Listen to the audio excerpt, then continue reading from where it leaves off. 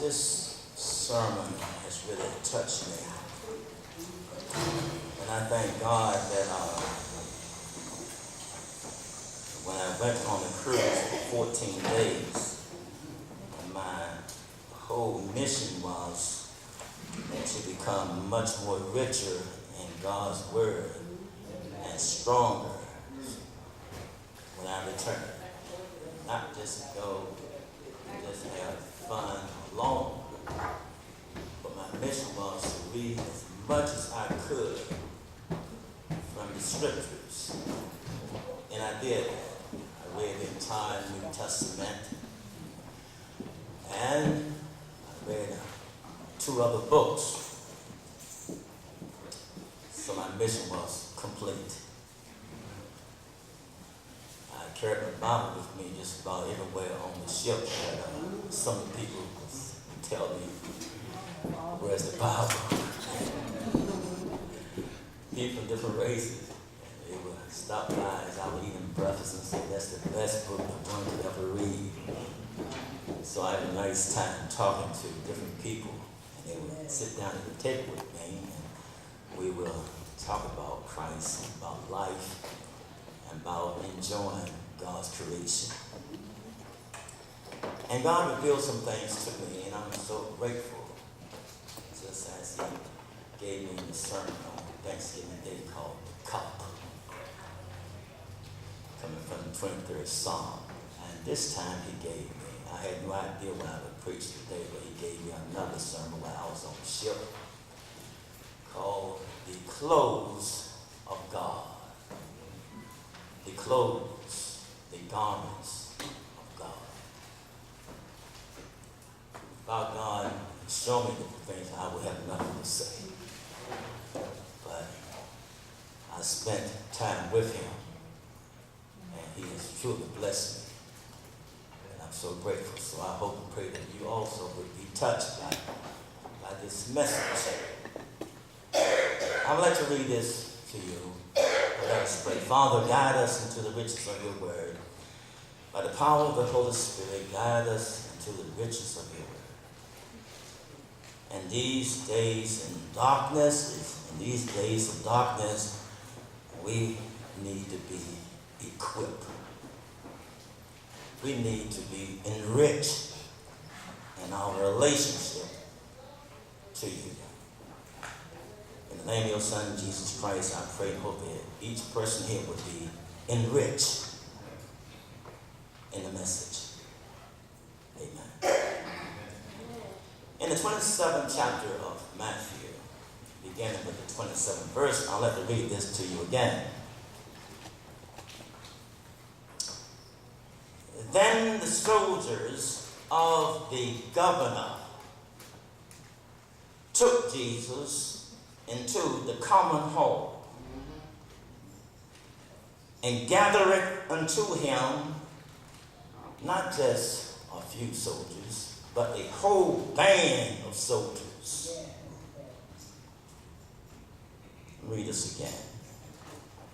Then the soldiers of the governor took Jesus into the common hall and gathered unto him the whole band of soldiers. And you can just imagine, we sit on TV how a whole band of policemen beating on one man. Nothing new. Many against one, hitting, kicking, and sometimes shooting. That's what's happening right here. At nighttime. Maybe not at night, but it was the next day. At nighttime, there was the religious leaders had it at nighttime. And they spit upon him and slapped him as well. But after that trial, now he's facing Pilate. And Pilate released Christ into the hands of his soldiers. And the whole band came together. And it says here what they did. they stripped him, many against one. They stripped him of his clothing and put on him a scarlet robe. And when they had planted a crown of thorns, they put it upon his head and a reed in his right hand. And they bowed the knee before him and mocked him. Came a mockery, made fun of him, saying, "Hail, King of the Jews." They didn't stop there. They did some more. Can you imagine this? They spit on him. Foul. They spit upon him and took the reed and smote him on the head, hit him on the head. And after that they had mocked him, they took the robe off from him and put his own raiment on him and led him away to crucify him. The part that I don't like is that they stripped him. The part I do like, they put his own clothes on him. Meaning that he went to the cross in his own clothes. That's right. He died in his own clothes. They stripped him physically, and after they finished mocking him, they put his own clothes on him. And I'm happy. He went to the cross and died in his own clothes. I would like to show you something here, because this is dealing with the clothes of God. This, my mother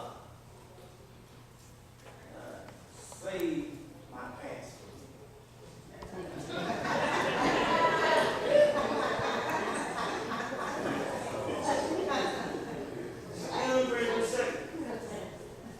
My mom. I was a little boy. She saved my pants for me and gave it to me before she died. Now, we as human beings, we grow out of those. Yeah. But however you come to Christ as a child, whatever clothes God put on you will last you for eternity. Amen. Amen.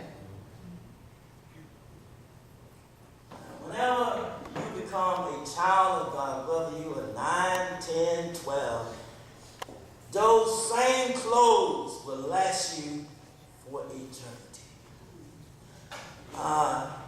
Because as you grow in the clothes of God, God clothes grows with you. You don't need to change. Once he put his own clothes on you, and you grow from a teenager all the way up, God clothes grows with you.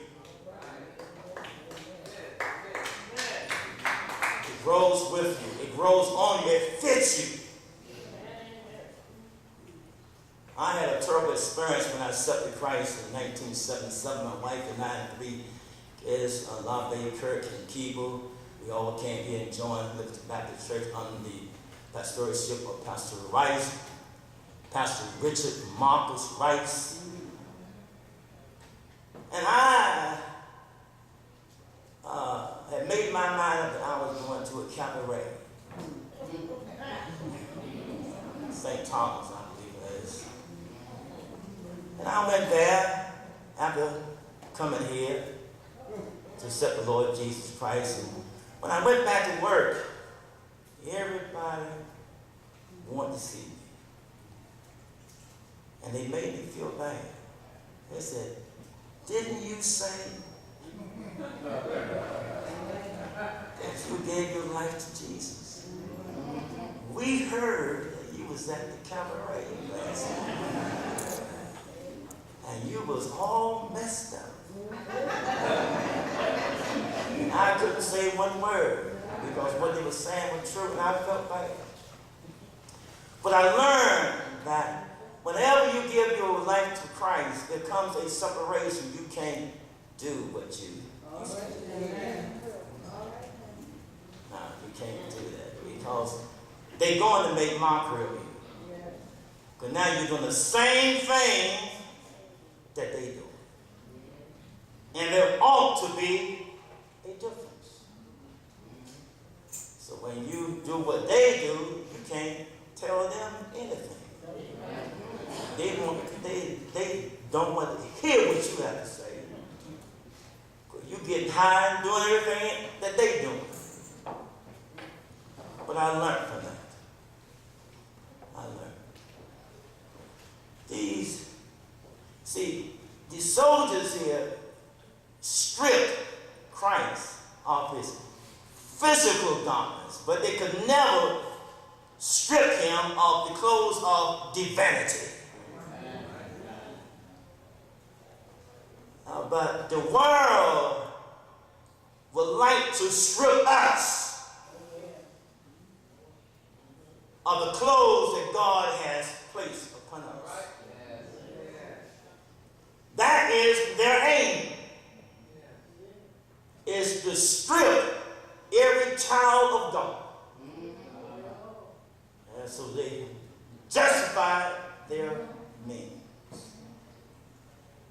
And if they can't strip you, they will devise a plan to strip you. That's why the Apostle Paul said we are in a spiritual warfare every day, because they want to strip us of the clothes that God has put upon us. So we are in a warfare. And the clothes here that Christ has given us, as we grow, they'll grow with us. As you grow in love, they grow too. Because Christ wants all of us not ever to become stagnated, but he wants us to grow. That's why Jesus said, my desire is that you grow and bring forth abundance of fruits. Don't just be wasting time. Life moves on. And we have to make every attempt to take advantage of each and every day. Every day we ought to grow stronger and wiser. Whatever you are, you need wisdom. In making decisions, paying your bills, going shopping, wherever you ought to ask God for wisdom. You must, the Bible said, in all your ways acknowledge him, and he shall direct you. Yes, we need God. As I said on Thanksgiving Day, the first verse, and the 23rd Psalm said, the Lord is my shepherd. I shall not want. Meaning that we once said, now I'm grown, take care of myself. Wrong. Wrong again. We cannot take care of ourselves. The Lord is our shepherd. Because we human beings, we can go astray many times willingly, knowing we are wrong, and still go astray. Because the Psalm, the 23rd Psalm said, the Lord is my shepherd. I need a shepherd. And the Lord is my shepherd. And the sheep go astray, my mind is partnered to go astray. As you may be sitting here, your mind may have a tendency to go astray. Because you have your mind on something else on the outside. Some of you are not totally here. Part of you are here, and part of you are out there. That's why the old people say, Jesus in the ship, as the generation goes, they get weaker and wiser. And see, back then, they devoted that day for God. That day was God. If you say God has blessed you, taken care of you, Monday, Tuesday, Wednesday, Thursday, Friday, you can't come. Instead of you looking at the watch, the clock, something is wrong. Praise the Lord for God. He blessed you Monday, Tuesday, Wednesday, Thursday, Friday, Saturday, and Sunday. You doing this. Our ancestors devoted their day to God. That day belonged to God. That was his day. Yes. We need God. We need God. The Lord is my shepherd. And he dressed me in his clothes. All right. His clothes protects me from the arrows of life. When they shoot, it's penetrated, but it doesn't touch me. Because I'm clothed.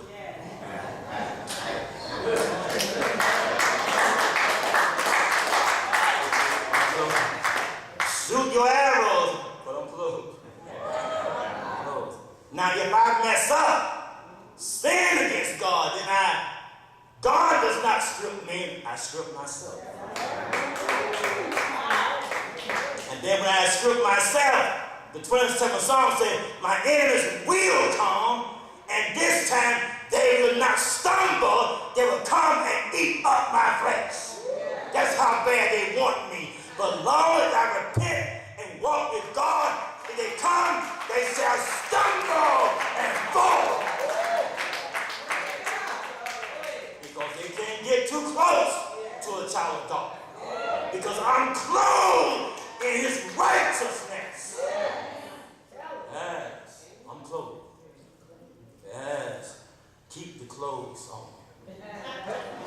Yes. Because we are trying to strip you. And that was the problem of Israel.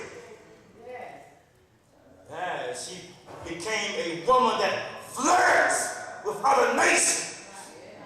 And God didn't strip her, she stripped herself. And she became naked. And those who she thought were her lovers, they showed their real face by becoming her enemy. Right. She stripped herself. Read all the prophets. God was upset. So now you have become a harlot. You have now become worse than Sodom and Gomorrah. Don't you know I am the one that put earrings on you? I'm the one that put necklace around your neck.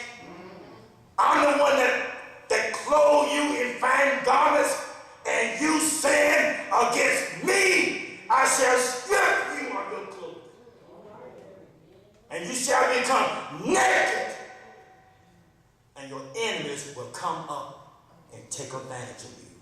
They will take you out of Jerusalem. They will kill your sons and daughters and burn this place down to the ground.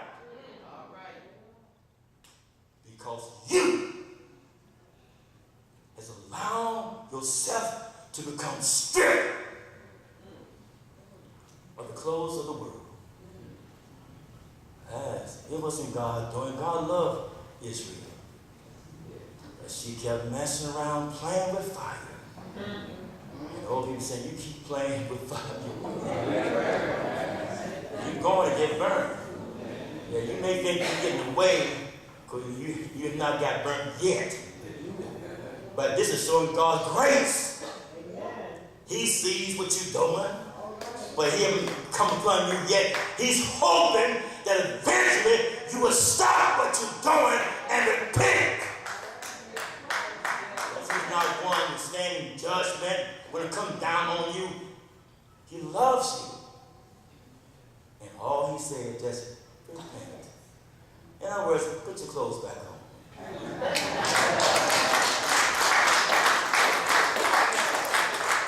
Put your clothes on. And that is what happened to Adam and Eve. The same thing goes back to Genesis. Right back to Genesis. This is a powerful book. Yes. When they sinned, guess what happened? They saw what? Their nakedness. And then they hid. Yes. They stripped themselves of the glory of God. Yes. It's a dangerous thing. Yes. We are the sons and daughters of God. And they would try every means to strip you. And this is what Trump is doing. He's getting things on everybody. Stripping them of power and the power to speak. Yes. Because he feels like everybody got skeletons. Yes. Yes. So they stripped Jesus. This is the government, the soldiers of the governor. This is the government who stripped Christ. But thank God for one thing. He went to the cross, died in his own clothes. That ought to be our desire. Jesus said, keep the faith until death. He said, keep the faith unto death. Not until. God until I read that book. God until he said, no, it's not until, but unto. There's a difference. Unto death. Yes, keep the faith. Keep your clothes on. To the last breath. Yes. Whatever you have to go through, keep your clothes on. This is the clothes of salvation. Clothes. The love of God. And Jesus went down with the garments of love. Cover him so much that even on the cross, he took time out to ask his Father, forgive them.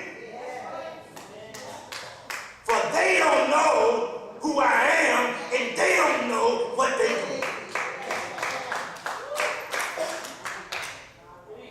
Clothes of love. What love the Father has for all of us. That he loved us before we loved him. That's love. Father, forgive them, for they don't know what they're doing. And don't you know one thing? There's some things I would keep with me until I die. I'm not telling liberty to nobody else.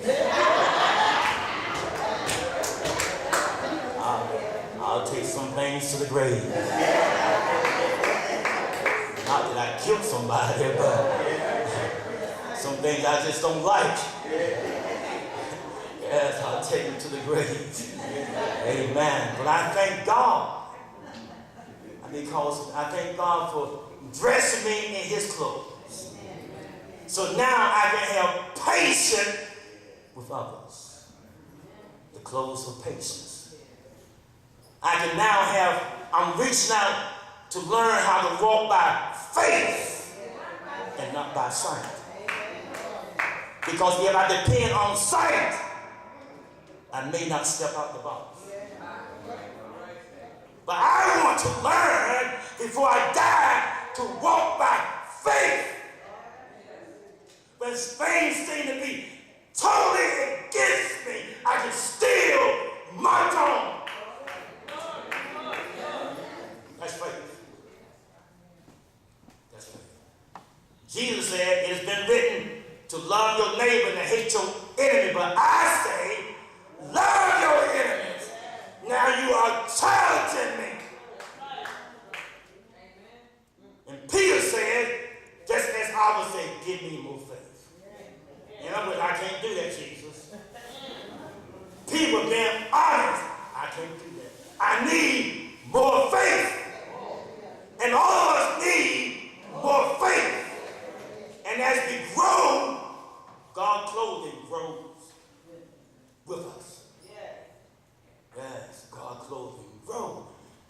you're growing.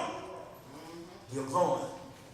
But Paul grew so much that he says, if anybody is the chief of all sinners, it's me. I am the chief.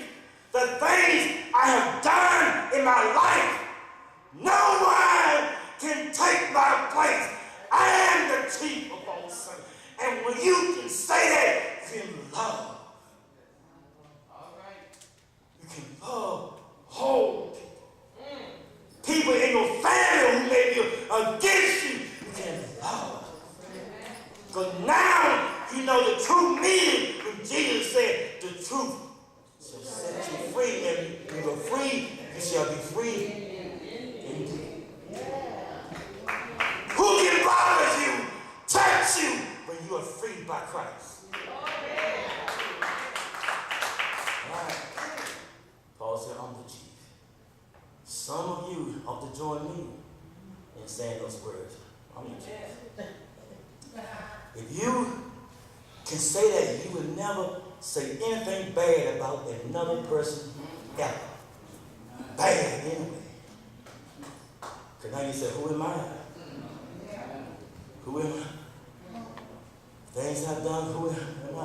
I'm not all that righteous. Who am I? Keep my mouth shut and thank God for his grace and thank God for his mercy. One thing for sure, you and I didn't come this far on our own. Somebody prayed for you and somebody prayed for me.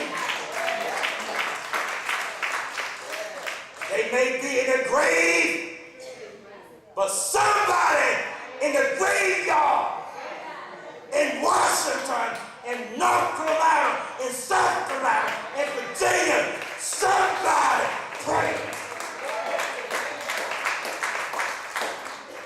That's why you're here, because God heard the one who loved you so much took time out in the bedroom, bathroom. Somebody prayed for each one of you. So don't you ever think that you came this far on your own. Amen. Somebody is praying for you. So be grateful. So how can we judge anyone else? All we can do is just stay dressed up and have the love of God. Why? Because Jesus said, I will not leave you in darkness. The time is coming that winter is coming. That's what Jesus said. I'm going to open your eyes to some things. Winter is coming. And when it reach here, the love of many shall wax cold. Many people will lose love. Winter is coming. They're going to put people to the test. Jesus said, many shall depart from the faith because it's cold. No love. People have no love in their hearts. Winter is coming. The cold wind is going to blow. I ask each one of you, is there anyone here who will leave the house of God? Is there anyone here who will leave God himself? And then I want to ask you, what reason will you have to leave God? You're going to say, well, the people in the church treat me no excuse. They didn't save you. They had no hell or heaven to put you in. So don't blame God. Yes. You just couldn't take criticism and you're going to blame the church and God. No excuse. Wrong, wrong, wrong. You got to have a special relationship relationship with God himself. Wrong. They have no hell or heaven to put you in. Your relationship ought to be built on Christ. He's the one that died for your soul. He's the one who was resurrected that you may live. He's the one. He's the foundation. He's the rock. He's the rock in the river land. He's the wheel. He's the bright and morning star. He's the door that opened the door. Yes. He's the living water. He's the bright and morning star. He's God. I am that I am. Yes, you can't put God in a corner and say he's this or he's that. None of us don't know how God looks. You don't know. He's just that awesome. He's just that awesome. How can you describe God? I don't care what book you buy, what book you read, they can't explain God. Because he's God. And all you can do is just praise God. And don't allow no one. There's a man that came on my cell phone and said, Jesus is a myth. All these things our young people have to deal with. Oh yes, they have some ideas. They're going to hear everything. And their faith is going to be challenged. Yes, your faith will be challenged. But you got to have faith in God. Has he done anything for you?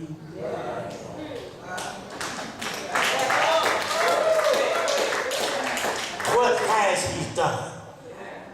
The blind man in the Bible said, I can't understand all those scriptures that you're talking about, but one thing I do know, I was blind, and now I can see. And they told him, get out of the church. Because they could not stand against a man who had such faith in God. Once I was blind. I'm not talking about you and you and you. I'm saying I was blind. I don't know about you and you and you. I know I was blind and now I see. I thank God I can see James Thomas Williams. And I'm learning more about James Thomas Williams every day. And the more I learn about this person, I learn more about my fellow man. How to love them in spite of their faults. How to love. And to realize that everybody grows at different rates. Christ died.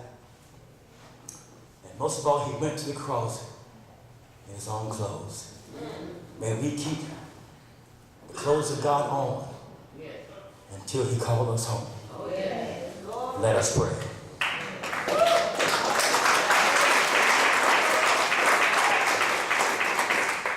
Father in heaven, it is the name of your Son, Jesus Christ.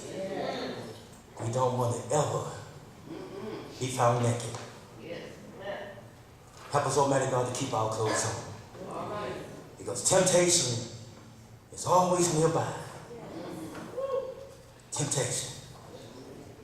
Sometimes we may be low in funds. And Satan tries to show us an easy way out. Give us patience to wait on you.